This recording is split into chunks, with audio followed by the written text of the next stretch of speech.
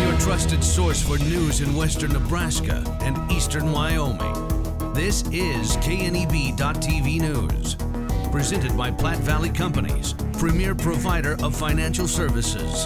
Hello, I'm Ryan Murphy. This is KNEB.TV News, powered by Platte Valley Companies.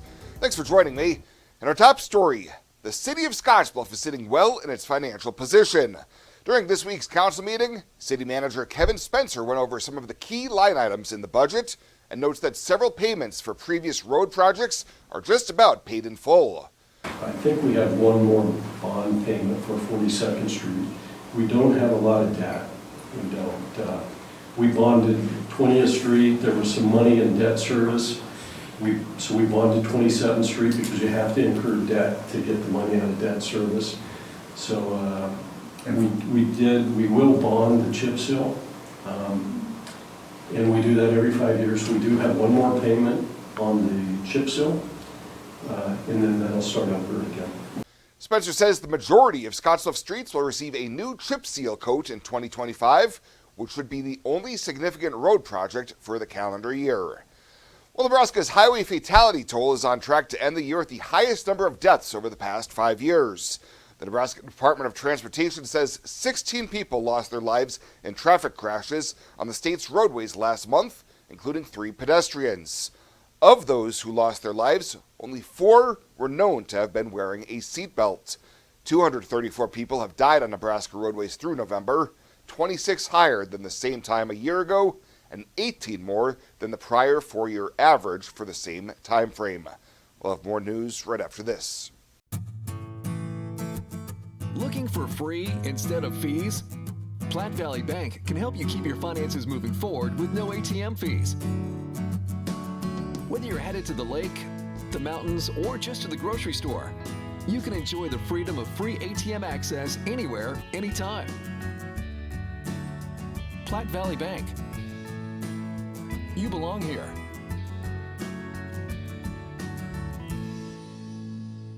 When it comes to your health, you deserve the very best.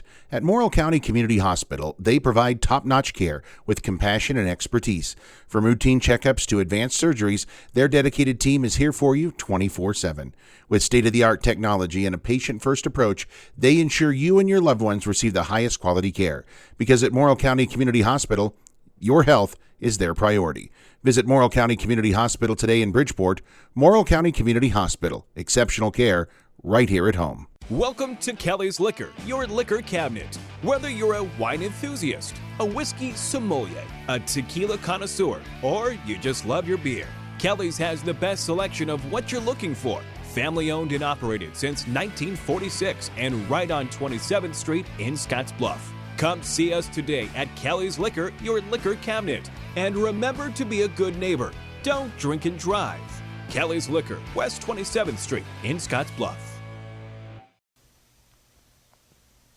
Welcome back. The first pediatric influenza-related death in Nebraska has been reported to the Nebraska Department of Health and Human Services, the second flu-related death in the state this season.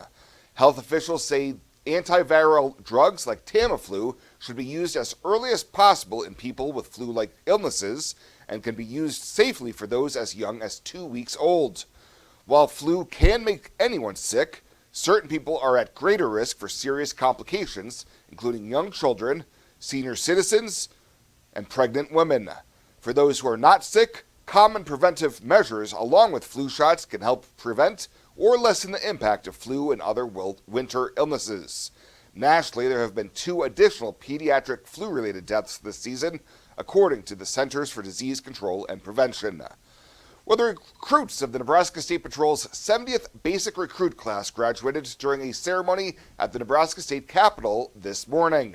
Remarks were made by Governor Jim Pillen, Attorney General Mike Hilgers, and Colonel John Bolduc, Superintendent of the Nebraska State Patrol. The recruits received their badges and took the oath of office, which was administered by Secretary of State Robert Evnen. Following today's graduation, the recruits will begin their careers as Nebraska State Troopers, serving in a variety of communities across the state. And after advancing above growth neutral last month for the first time since July of 2023, the overall rural Main Street Index sank below the 50.0 reading in December, according to the monthly survey of bank CEOs. The region's overall reading for December plummeted to 39.6 from November's much stronger 50.2. It was the 11th time this year that the overall reading has fallen below growth neutral. Creighton economist Ernie Goss said there appears to have been a significant November upturn resulting from the Trump election results. But he says that bump disappeared in December as continued weak grain prices and farm income losses weighed on a significant proportion of farmers in the region. Fly United Airlines, operated by SkyWest with Western Nebraska Regional Airport. United is dedicated to going the extra mile for you with daily flights to and from Denver, along with a commitment to excellent service. Reserve your flight today, and remember, United miles can be earned and redeemed with your flights. While at the airport, stop and enjoy authentic Italian food at Roma Italian Restaurant. Plus, Hertz Thrifty Car Rental is there for your car rental needs. Make life easier, relax, and get on board with Western Nebraska Regional Airport. I imagined retirement in a place where we could enjoy our golden years, where adventure and friendship are the only items on the schedule. The Garden Homes at Northfield gives us the luxury we planned for and peace of mind when it comes to convenience, safety, and comfort. We never have to stop and think about the day-to-day upkeep. We love to explore abroad, but most importantly in our backyard.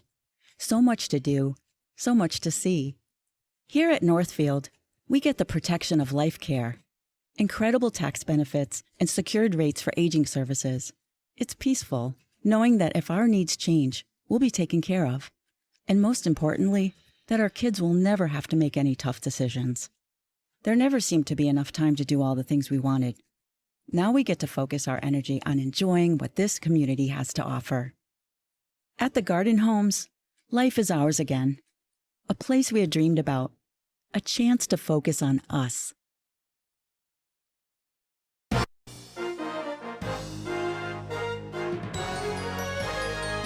This is KNEB.TV Ag News from the Scottsbluff Body and Paint Ag Desk. Scottsbluff Body and Paint, you're driving home our reputation. Welcome to this week's Cattle Call. I'm Susan Littlefield on the Rural Radio Network. Of course, Cattle Call being this week brought to you by FNBO, the great big small bank. Well, can it be another week? Probably not what we've seen the last 3 weeks, but at least holding steady is what the thought is on this cash market.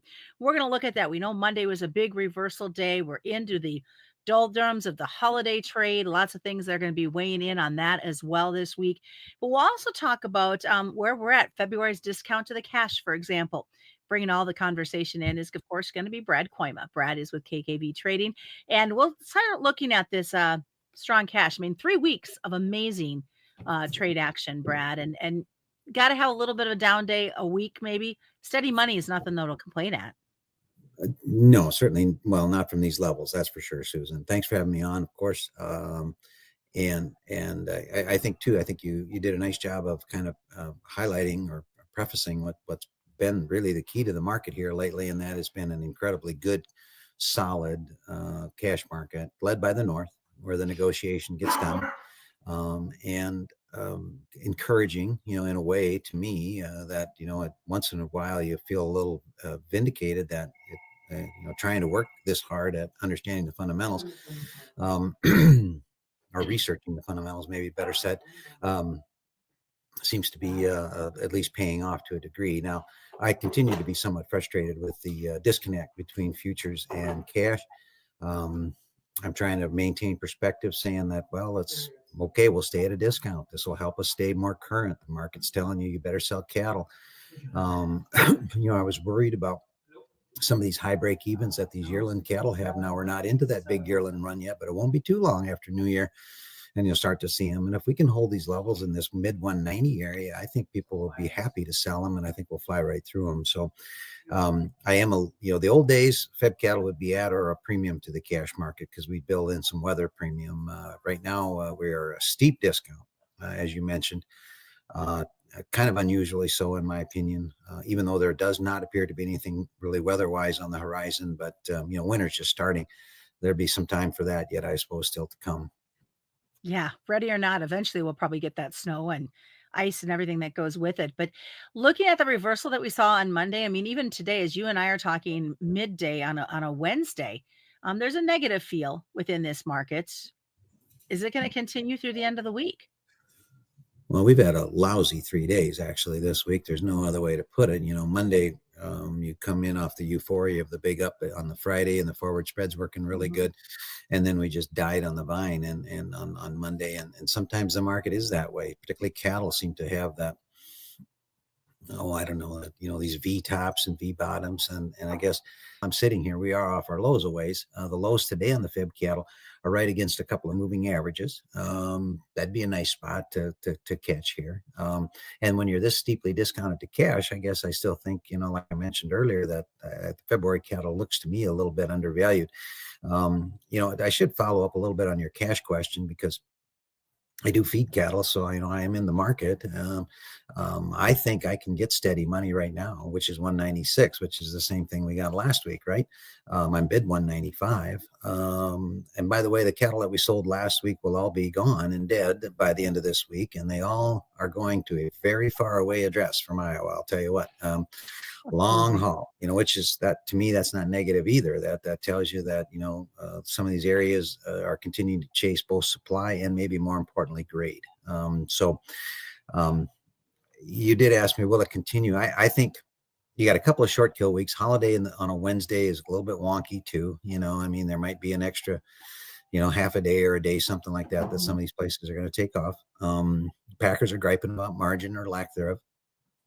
So maybe we have steady, maybe we limp into the end of the year, if you can call 196 or 5 limping. I guess I don't think you should, but maybe we'll be steady-ish as we finish out the year. I did think that maybe the South would be a little more emboldened, if I should say that. Last week they got 191, we got 196. I got to think they feel like, we might have screwed up by selling them that easy.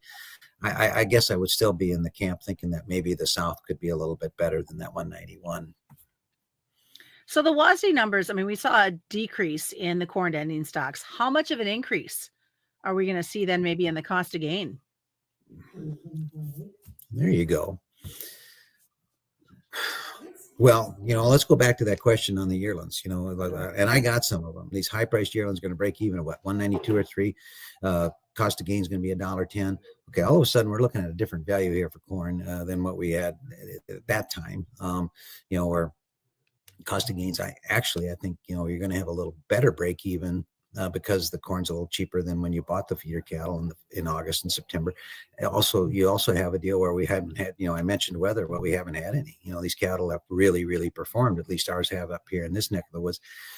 So that probably helps it too. You mentioned that supply demand report. They actually have supply demand reports for beef too, although most of us never look at it. The USDA actually, does a report. They actually decrease the amount of beef production we're going to have in the second and third quarters by 1.5%. How about that? While I didn't really put a lot of credibility into it, their reasoning is because the border closed. Okay, the border is not going to stay closed. In fact, it's going to open shortly after New Year. It'd be slow at first, but there's protocol. Ivamec works. Imagine that. This isn't, I don't think this is a game-changing type of deal. We're going to start to see some of those Texas cattle or those Mexican cattle trickle back into Texas. I just don't see that it's a big market factor myself. So you're talking of cash, and you talk about these cattle that are going to have to travel all the way to Texas. I do have a message. Last week, Nebraska cattlemen met, and thank you to all our Nebraska cattlemen that check out this program, because they do faithfully watch it, and we do appreciate it. But a comment was sent to me in a text message today that says, my hat's off to the Iowa cattle feeders negotiating the cash trade that they did. That's very kind. I have some great friends in Nebraska and with Nebraska cattlemen. They work very hard. Many of them are very like-minded, like I am, like we are here in Iowa. But it's nice to hear. Yeah, we and a lot of people in Nebraska do the hard work of negotiation, right? And all the formulas are driven off of a base price, which is arrived by negotiation. Our price gets put into LMR. Everybody knows what I get for cash cattle because it gets priced, yet they think it's some top secret deal that we don't get to know what their little secret LMR deal is. So thanks for the opening. And, I'm never ashamed to step right in front of them. Yeah. So nice words. Thank you. Tell them thanks. I will definitely pass that along. Well, they're just going to see it when they watch this episode. You talk of this holiday trade, and that gets me thinking. Consumers, you and I were just talking the cost of purchasing that beef to get ready for the Christmas season. Do we have a fear that there's going to be a pushback coming from consumers? Well, Susan's going to, here, a little selfless plug here. If you're a customer or a friend of ours, we send you Christmas gifts, and she's going to try out my recipe, right? For a whole ribeye. Yeah, it's good. If you could tell me what demand is going to be on the 10th of January, you are a genius. You are hired. Okay. I can only go by what I can see here. I know that there's that fear of recession. I mean, my goodness, it feels like I've been talking about the same thing for 2 years, maybe longer. It's just, okay, let's stay concerned about it. Right. But I can only go by what I see in the here and now. And in the here and now, how was Thanksgiving? Record travel. Black Friday, they say record sales. Christmas, they expect record travel again. They tell me that the retail sales for this Christmas season is outstanding. Stock market's just a stone's throw from its all-time highs. I don't know. Maybe they'll flip a switch and this demand will slow way down. I don't see it. I look at the weekly reports every week of what the average wholesale price of this beef is in the 13 major cities, and it's a huge report. All these different cuts. Most of us don't even know what they all are. But you know what? Hamburger's a little higher than last year. That's because I think there's increased demand for that, because I think there's an element that's on budget that's what they're doing instead of pork and chicken. I'm sorry. You can only eat that so often. The steak cuts are either at or below a year ago's prices on a wholesale level, and thanks to COVID, these people figured out that they can cook a steak at home, do it 2 times a week, 3 times a week, maybe, for what it costs them. So I'm sorry, I'm not in that camp. I know the Packers gripe and he's losing money. You know what? It's their turn. That's what happens when the numbers get tight. So keep an eye on, whether everybody's going to keep killing and whether we're going to lose a plant closure. That's what we're all worried about. Me too. But ironically, new plants are coming online. Like the one in your fine state's going to start killing in April, right? So the irony of, worrying about that at this time seems to be, I don't know, ill-timed, I guess I'll put it that way. All right, Brad, what's the best way for folks to get a hold of you? 712-722-0023, or look us up on kkvtrading.com. Thanks again, Susan. Thank you. Quick reminder, commodity futures and options do involve a substantial risk of loss, not suitable to all investors. And that's been another edition of the Cattle Call of this week, brought to you by FNBO, the Great Big Small Bank, right here on the Rural Radio Network.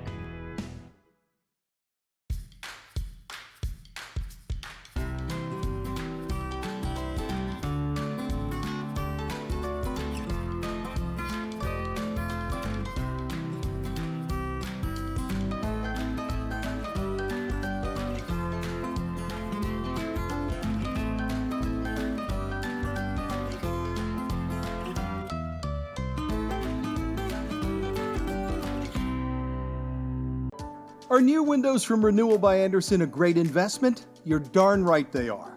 Did you know that for less than your cable bill or cell phone bill each month, you could have new windows from Renewal by Andersen right now? Do the math. Renewal by Andersen windows will likely cut your energy bills significantly. They will likely substantially increase the value of your home. They're a great investment. Please contact our team now and ask about our fantastic financing options with approved credit right now. Renewal by Andersen, a great investment? You're darn right. You deserve to have a building that will last for generations. With more than 110 years of experience and thousands of satisfied customers, Morton Buildings is the industry leader you can trust. If you're planning for a garage, farm shop, horse barn, storage building for your RV, boat, or collectibles, there's no better time to buy. Contact your local Morton sales office or visit mortonbuildings.com to get started today.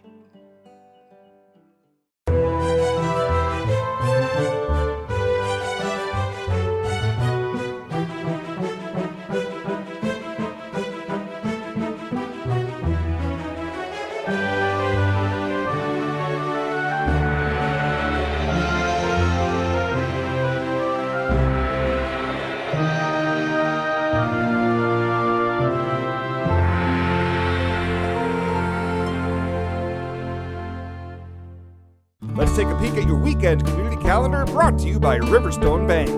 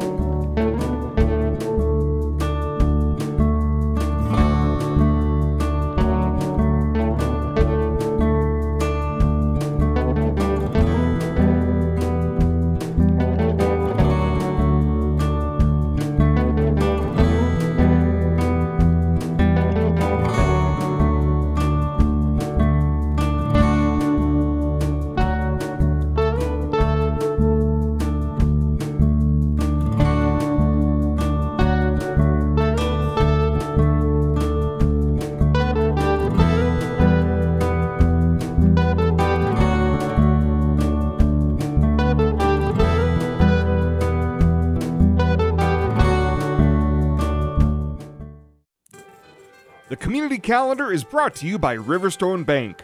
We're local and we love our community.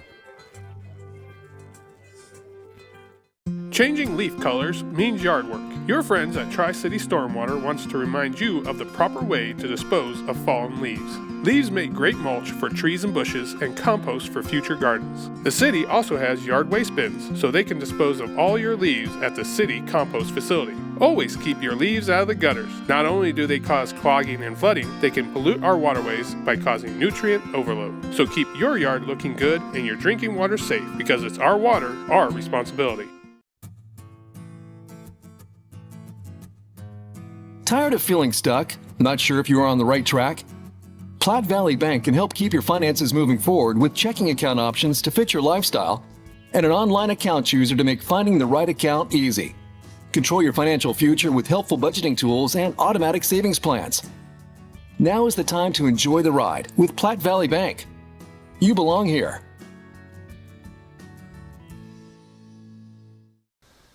And finally tonight, a group of Santa's local helpers were out in full force Thursday night ahead of the Christmas holiday.